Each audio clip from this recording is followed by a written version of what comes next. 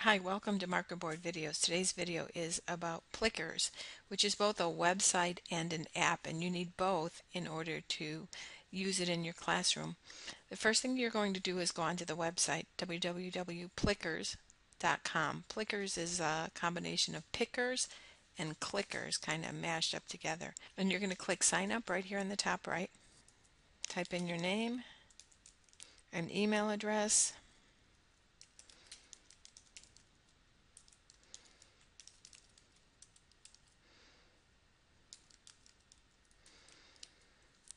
and come up with a password. And click sign up, and that's how easy it is to sign up. It's not more complicated than that. Now you're ready to go. So up here you have library reports, classes, and live view. It gives you a tutorial on all of that. But let's add our first class. And help. So we're going to add our first class. Let's call this period 1. What grade is it? In my case it's 8th grade. What subject? In my case it is science. And then you pick a color, whatever color you want that class to have. It'll be a little dot on everything, and it'll make it really easy to figure out what you want. Now here are all the cards that you have available, and all you do is you type in a student's name, Anna, and click enter, and it automatically assigns the next card to that person. So then we have Brian, if I could spell it right.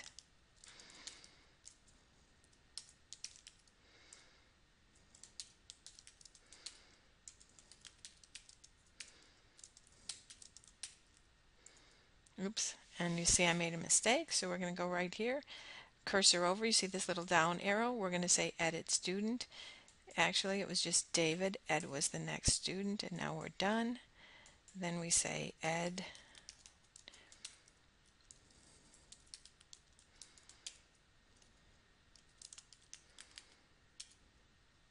Oops, I have to hit enter.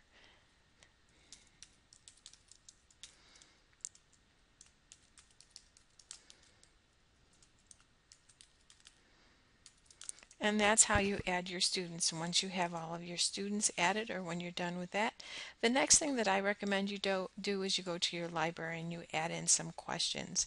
So start by typing your question here. Which of these is your favorite color?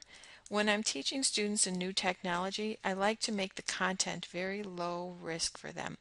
So in this case, they can't get it wrong. Red, white, blue, purple. And then I'm going to check on this column the right answers. Now in this case, they're all correct. There is no wrong answer. So as you can see, you can have one right answer, 2, 3, or 4, and then I'm going to hit save. There's my first question, and then I simply say where I want that question to be delivered. So mine's going to be delivered to period 1. So right now I know that this question is going to be delivered to period 1. I can collapse this so I don't have to see it anymore, and I can go on to the next question. Who was the first person to walk on the moon? And this one will have a correct answer.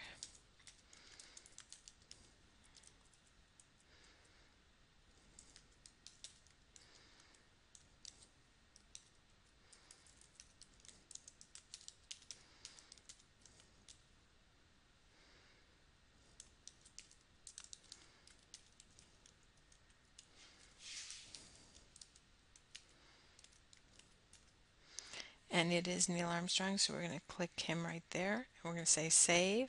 Again, I'm delivering it to my period 1 class, so there it is, collapse. And I can just go ahead and add as many questions as I want. I can add them to every class. If I have more classes here, I just keep adding. You'll see the dots continue to grow as I add classes. So now we have that. The next thing we need is our cards. So if you go to the help, you'll see over here on the side it talks about get cards. Now it does say that you can get them from Amazon by clicking here. I've checked for the last couple of probably a month or 6 weeks. They've never had it. They've always been out. I'm going to click on the standard set right here, 5 by 5. There's 2 per page. That makes them nice and reasonable. I can also do a large set that's 8.5 by 8.5, so they're really big. You can scan them from farther away, but they tend to block other students. So I'm going to click Standard Set. It's going to download a PDF for me. I'm going to take that PDF, I'm going to print it out. I can print it out on cardstock if I want, or I can simply print it out on regular copy paper. That's what I did. I cut them out and then I laminated them. You'll see this is version 1, which means it's card 1 through 40. It's card number 1. There's A, B, C, and D. If you've come to one of my workshops, you know that I've demonstrated how it works. Whatever answer you want to give, that's the answer you hold closest to the ceiling. So right now this is in the B answer orientation. If I wanted to hold it C, I'm going to rotate it 90 degrees counterclockwise. So this is on the top, and then C would be my answer. That's what you do with the website. You can also, and I'm going to go on to my regular account, you can also look at the reports and do a live view. Live view is really fun because that means as you are working with your students, they can actually see the questions. Those are all of my classes, my class period. Here's the demo class I did today. So if I want to click on there, those are all the people in my class. Live view, I don't have it live right now, but when I did, the blue shows me who answered the questions. The white means they didn't get to answer the questions. I can look at a graph and see most people thought it was C, which was Neil Armstrong, but I had 4 people who thought it was Buzz Aldrin, and 1 person thought it was Bill Gates. When I do this with my students, I click full screen so that they can see it very easily. Let's look at reports. The reports are really fun to look at. They give you some good data and some good information about your students. If you use this as a ticket out the door, it's really good to have this information. Here's the general information for question number 1. All I do is click on it and I can see who answered what.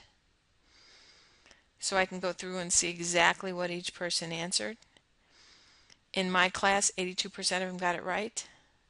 28 out of 40 answered the questions. That's because I was missing some of my cards. But I can go back and do reports, and I can look at different classes. I can look at different class periods. One of the questions I asked in a demo class was, what day is today? It happened to be a Saturday. And yes, Saturday, 16 people answered it. And I can go down here and I can see exactly who answered what. Very effective, very good use of data for my ticket out the door or my formative assessment. Now I'm going to take you over to the app so you can see how the app works.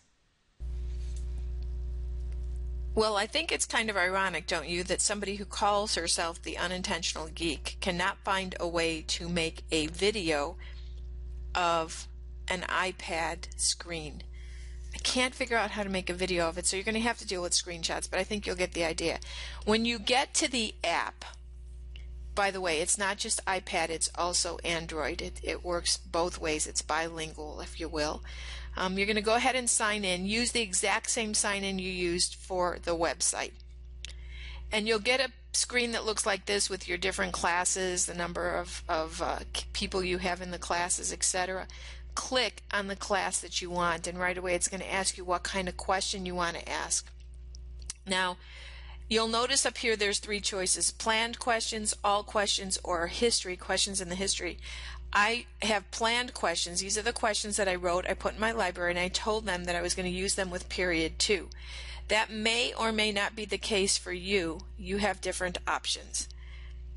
So if I wanted to see all of my questions, I click all in the middle. Sorry about that. I click all in the middle instead, and that gives me all of the questions that I have, both planned and history.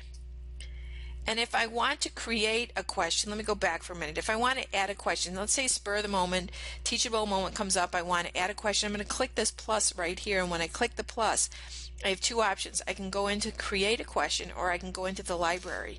So if I go into the library, I get library questions. If I go into create a question, I'm making a new question on the fly.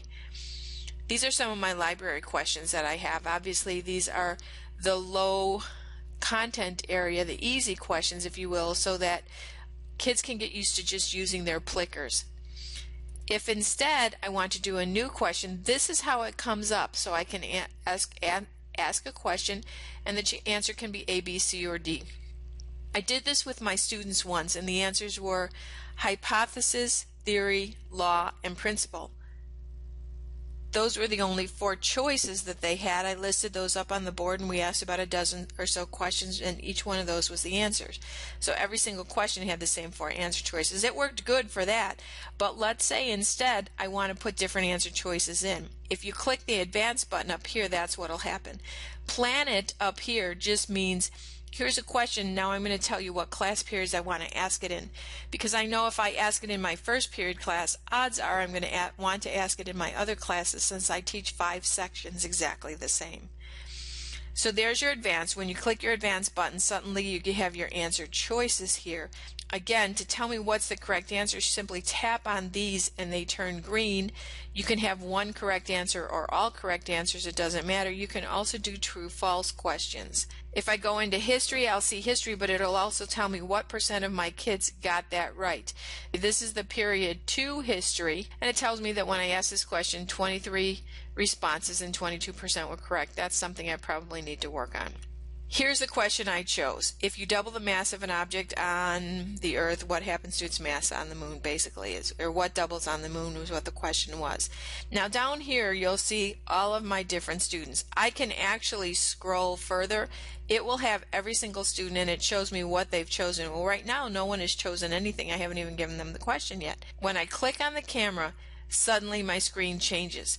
This is my students holding up their Plicker cards in class. The name of the student comes up, and it also lights up with red or green to tell me if they got it right or wrong.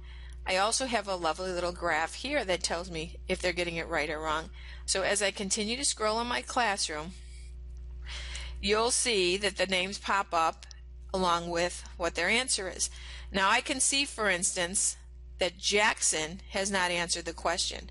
So I may want to say to him, Jackson, hey, you didn't answer that question. Can you hold up your Plicker card?